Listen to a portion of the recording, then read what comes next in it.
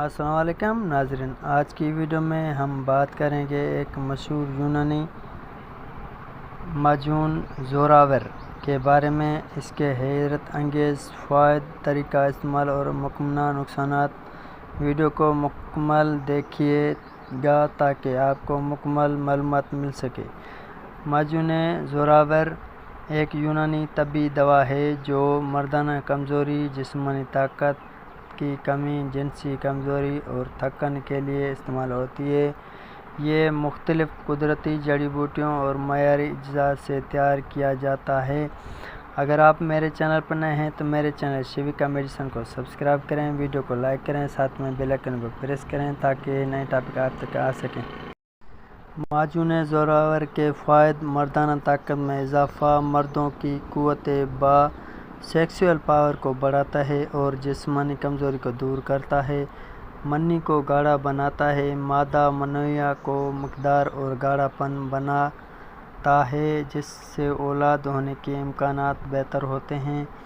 ذہنی اور جسمانی تھکن کا علاج: کمزوری، تھکن اور چکر آنے کی شکایت میں فائدہ مند ہوتا ہے۔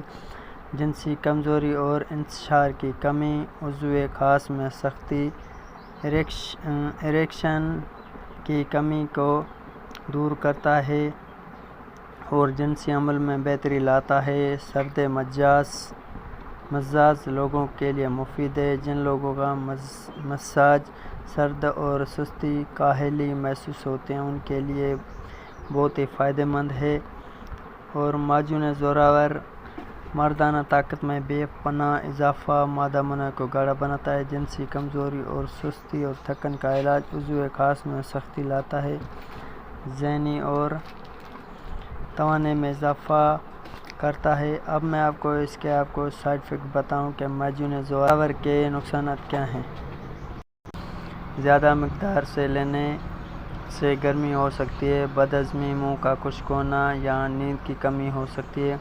بلڈ پریشر کے مریض احتیاط سے استعمال کریں۔ اگر ہائی بلڈ پریشر ہے تو ڈاکٹر سے مشورہ کے بغیر استعمال نہ کریں۔ شوگر یا جگر کے مریضوں کے لیے مناسب نہیں ہے کیونکہ اس میں میٹھا اجزاء اور بعض طاقتور اجزاء ہوتے ہیں۔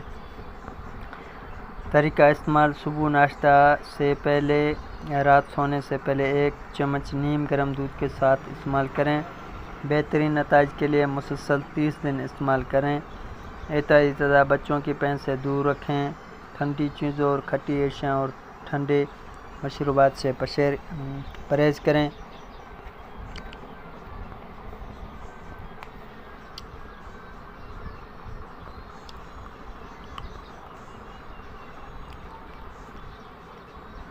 اگر آپ کو میری ویڈیو اچھی لگے تو میرے چینل شیویکا میڈیسن کو سبسکرائب کریں، ویڈیو کو لائک کریں، ساتھ میں بیل آئیکن پریس کریں تاکہ ایسی ویڈیو آپ تک مل سکیں۔ ملتے ہیں اگلی ویڈیو میں۔ اللہ حافظ۔